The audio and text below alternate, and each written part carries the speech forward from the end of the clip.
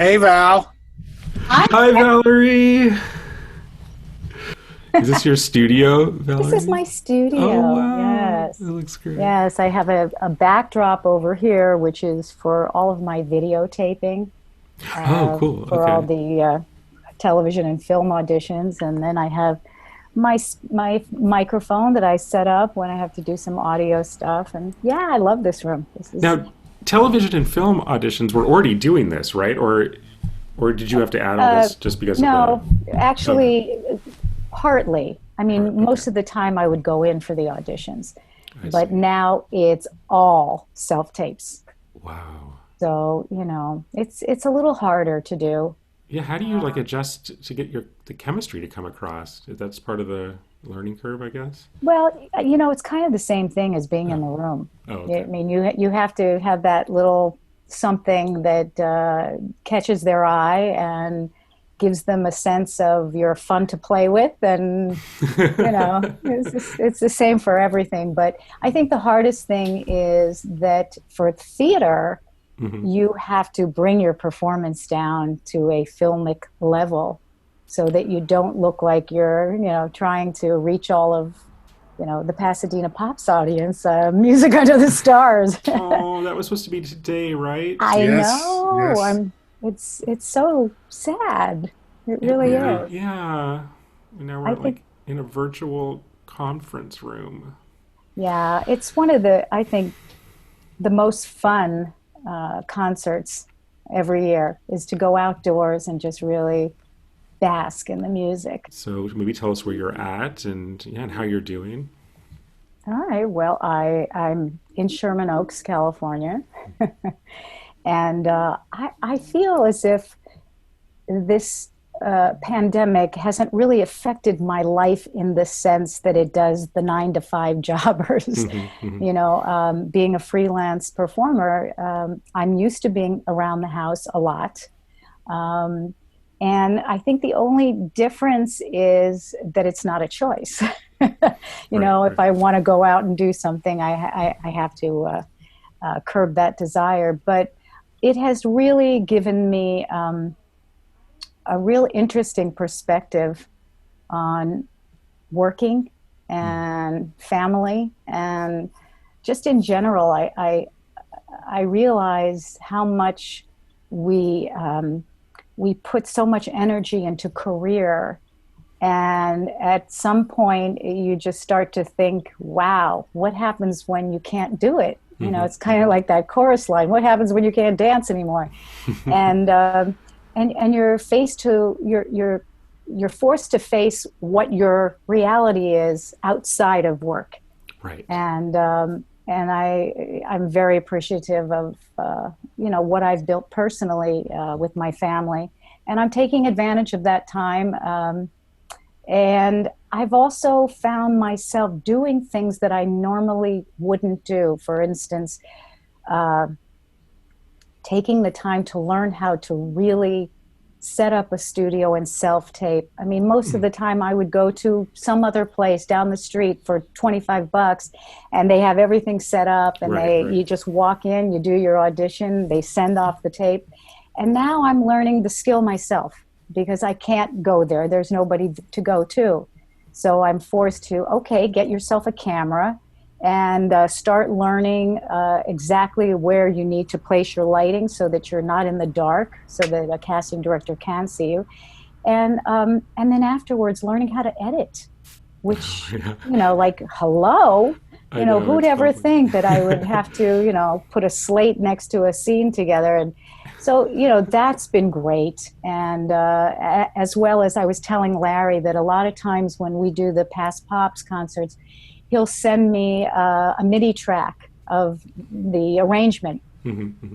And so I have, several of those in my library that I pull out and I listen to, and I start going into GarageBand and I start singing with it, and it just keeps me creative. And I find that you can have two different ways of looking at this. You can sit, oh, woe is me, and I'm miserable, Hmm. or you can go and you can try learning some new skills and do things that you never had the time to do prior. So I'm doing really well, I must say. However, when the lights go back on, we'll trash GarageBand totally because we'll have live music again, and we'll have real musicians. So yeah, which is something that you just cannot get from any of those applications. Absolutely. We miss the live performances, and Val, we miss you because you've been steady on so many of the music Under the Stars because we've known each other for a very long time since we were small children. And when was it, Larry? What year was it? 79? 70? 79. I wasn't born yet. No, no. It was just... We first worked together on Evita in 1979. And this was the Broadway National? It was at the Schubert here in Los Angeles. Wow. And Val became the go-to Evita. Hal Prince, the director, would always come to Val to get her into the show, wherever it was, because she was just the greatest. And of course, she's done other shows like the Jerome Robbins Broadway when it played on the West Coast. And as you can see from Gloria Swanson behind her, she's a much better version of Norma Desmond. But we really miss hearing you sing, and you're a favorite of mine always and the audience, and that's why you're always there. Thank Valerie, you. can you talk a little bit about preparing that role, Eva Evita? Perrone? Yeah. Well, boy, how do you prepare for that? I was so young during the time that she was, I wasn't around when she was actually in power, but I didn't learn anything about Latin American history, so I really didn't know anything about her prior to going into the audition. And when I finally did get cast in the role, I was petrified. I was so scared. I remember they flew me to New York to see Patti do it, Patti LuPone, and we had to do some wonderful press events together. And I remember going to the theater and seeing her do the role, and my jaw just like fell down. And I thought, how am I ever going to do this? I was so young. I mean, she was almost 10 years older than I was. She had been on Broadway and done all these things, and I was intimidated, really. And I remember thinking to myself, okay, Val, just pull it together. Hal Prince hired you because he felt you could do it, so now just get it done. And I started reading about her and learning everything I could possibly learn from any of the books. Of course, most of them were propaganda that she had written about her. And I started talking to a lot of people that lived, like when I was in Washington, D.C., I was right near all the embassies, and I was performing at the National Theater. And all these people from the Argentinian embassy would come to see the show, and I would sit afterwards and talk to them and really learn firsthand what she was about. But I think that, in regards to preparing for the role, I mean, Larry was very instrumental in helping me learn all the music. And, when Hal Prince came to see the show in Los Angeles and came to me and said, they wanted somebody for the Chicago company. They were opening up another company, and I was being, considered for that. I was so thrilled. And it really was a lot of self-preparation, with the help of, like I said, Larry and a few of, in fact, some of the dancers from the show. One in particular, I used to meet him down before the matinee downstairs in the practice rooms, and we would go over all the routines. So, it was tough. But once I got the hang of it, I could do it in my sleep. She was so ingrained in me. And, it's interesting because there are certain roles that you get in your life, if you're fortunate to get in your life, that you can make a career out of. And that was one of them for me. That was something that I started when I was very young. I was only like 22, 23. And I was able to do it for a very, very long time. And it was such a blessing. And today I say this is the house that Evita built. I don't know if L.A. was your plan or Broadway, but I think you've been doing all of it. Yeah, interestingly enough about that, I often think to myself, gee, what was it that stopped me from going to New York? In fact, that was one of the things that Hal Prince said to me was, what are you doing out here in Los Angeles? You should be in New York. And I don't know, I think I was always fascinated with the movies as a kid. And New York scared me. New York scared me. It was, it was just a monster of a city.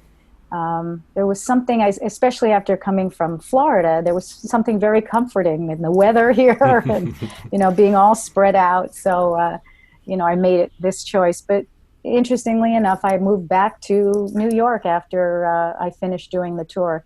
And I was there for several years before saying, okay, I'm done with the cold. It's time to move out to California. So, I'm going to digress for a second because we have a great venue here with our Zoom lenses, and you never get to do stuff like this. But I want you to talk about your two boys, your twin boys, who are so very talented. We just had a birthday yesterday. Yes, they did. So why don't you tell our audience about Jack and Benny? Well, Jack and Benny were born in 1992. In fact, right before I was asked to do another tour of Evita by our wonderful Broadway choreographer, Larry Fuller. And I wasn't sure I was going to be able to make that tour, but in their inimitable fashion, they came a few weeks early. So I had 6 or 7 weeks to get myself back in shape before landing in New York to rehearse at the Michael Bennett Studios, and then going off on another world tour. So they grew up in the theater, at least for the first year. And today they, both of them are musicians. They have studied, my son Jack studied composition at UCLA. And my son Benny studied jazz bass and jazz vocals in University of Miami's Frost School of Music. So both of them are my go-to guys when I need a chart. If Larry's too busy. I lost a lot of work. It's not fair. And Larry's actually been really such a wonderful friend when my son Jack was in college at UCLA. He had to write some concert pieces, and he wrote a couple of overtures, and he would send them off to Larry, and he'd say, "What do you think? What do you think?" And Larry would say, "Well, I think your horns need to be here in this range or whatever."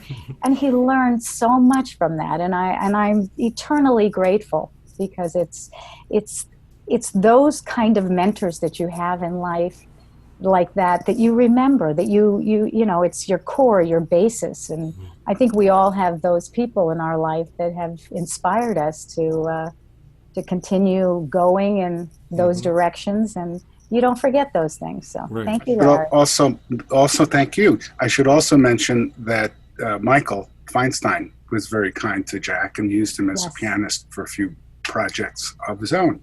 Oh, wow.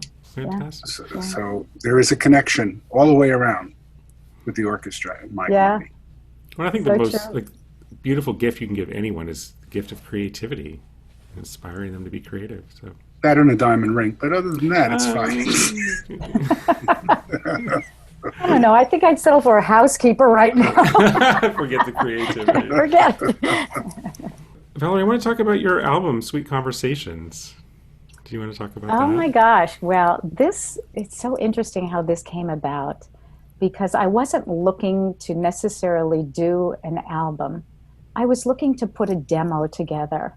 I had started working with a lot of the pops groups. Larry had started me with San Diego Symphony, was the first one I think we had done. Mm-hmm. And I wanted to put together some music of me singing, and I remember thinking, well, I'll just put a potpourri of different things together. I'll put this on and this on.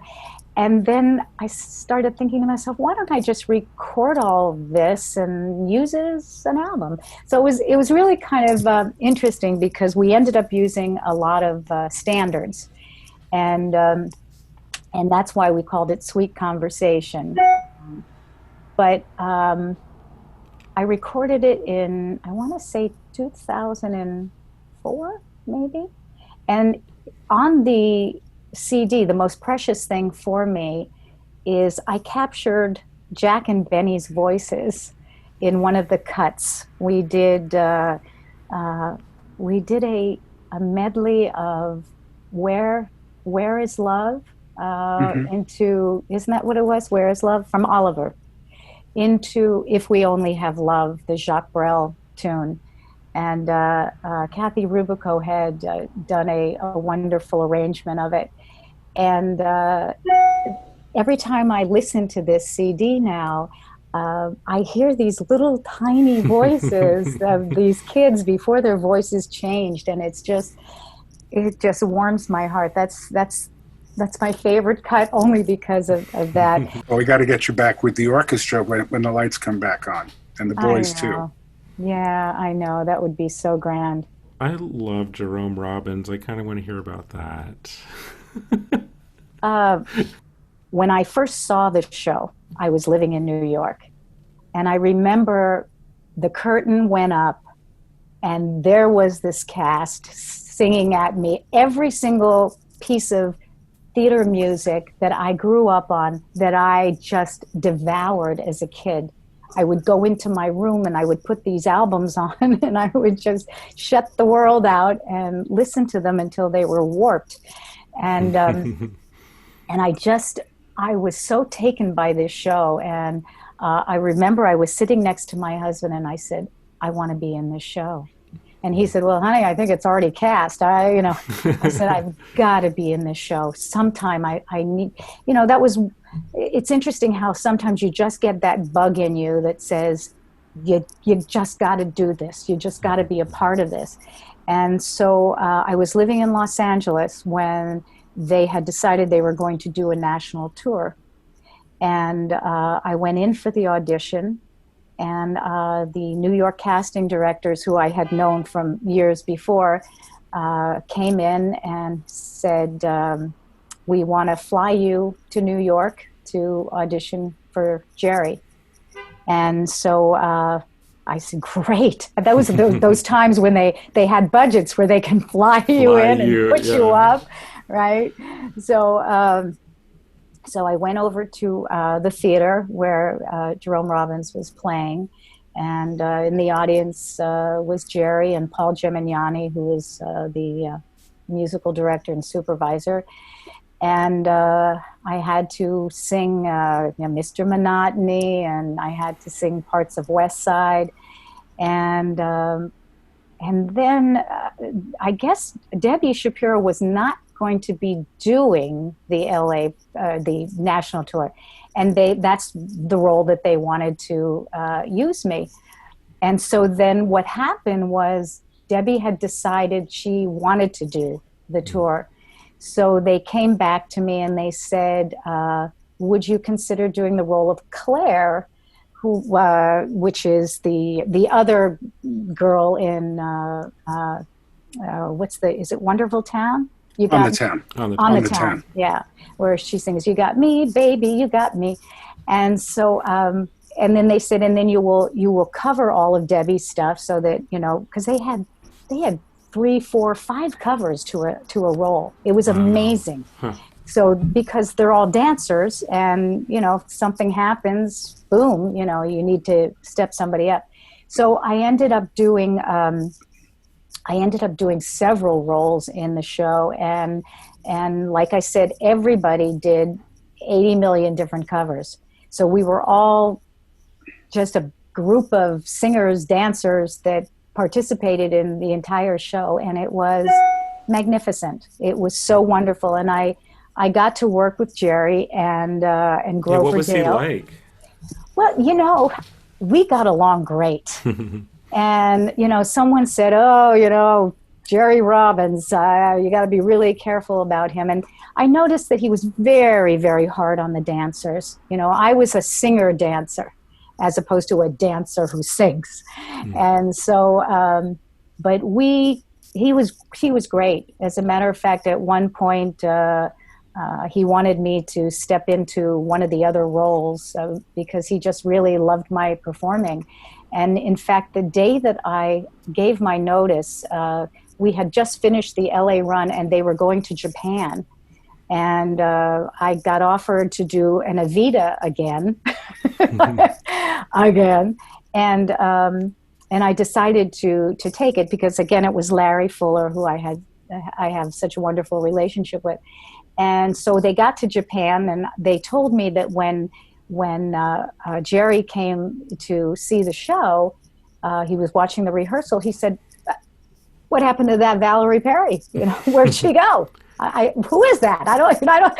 And they said, "Oh yeah, Val gave her notice. She went off to do another tour of Evita or whatever." And he says, "Oh, yeah, I don't like this girl. Fire her." So yeah, but I mean, that's so he actually, if he liked you, you were gold. Yeah. Yes. And if if he had a problem, I mean, there were times in which he came down on the dancers to where my heart was pounding. I feared for them, where he would say, "Do it again, do it again, do it again, do it again. And if you don't get it right, I'm going to replace you."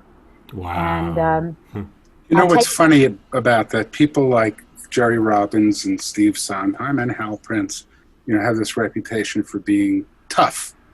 They're not tough if you're doing your job. Right. They're That's only very true. tough when you're not delivering. Yeah. Mm-hmm.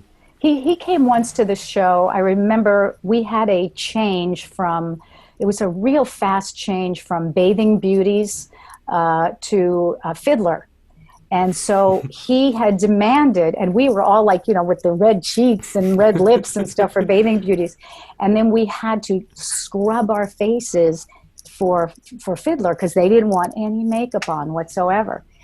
And I remember some of the dancers, after a while got a little lazy when it came to scrubbing their makeup off.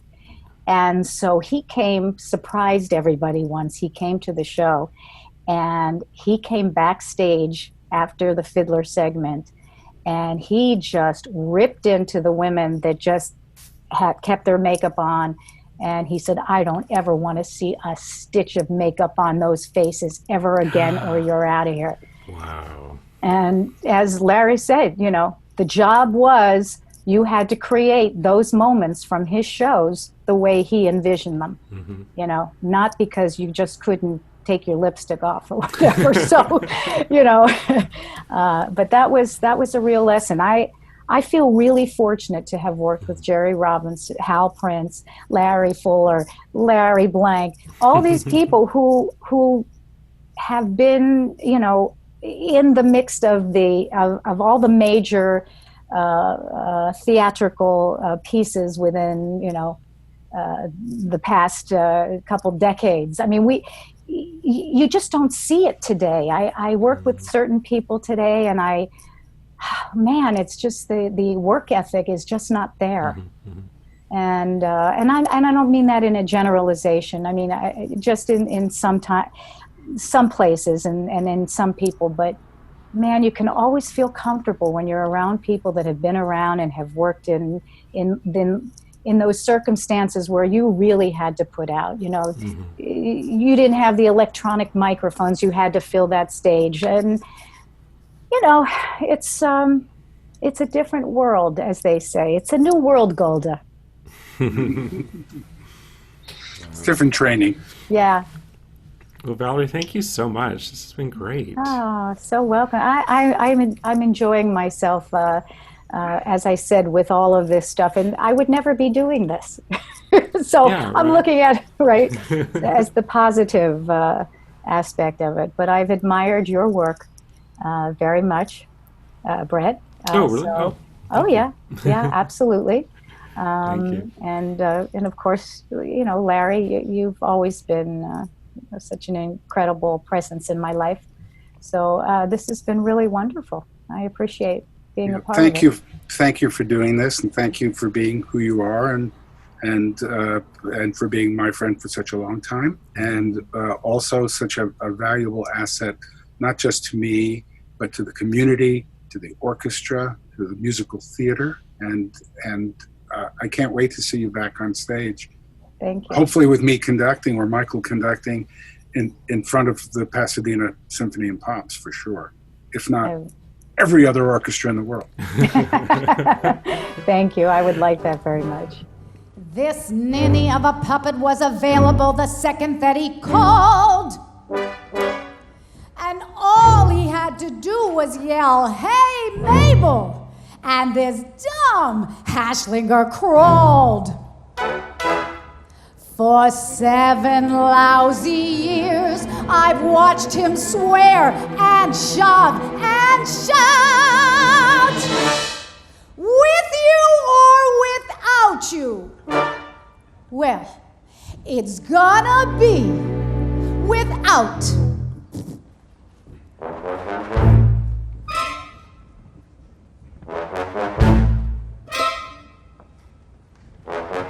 I gotta give my life some sparkle and fizz, and think a thought that isn't wrapped up in his. The place that I consider paradise is wherever he ain't, wherever he ain't. No more to wither when he's grouchy and gruff, no more to listen to him bellow and bluff. Tomorrow morning I'll be strutting my stuff wherever he ain't, wherever he ain't. Enough of being bullied and bossed. Ta-ta, outfitter Zane and get lost. I walk behind him like a meek little lamb, and had my fill of his not giving a damn. I'll go to Sydney or Ceylon or Siam, wherever he ain't, wherever he ain't.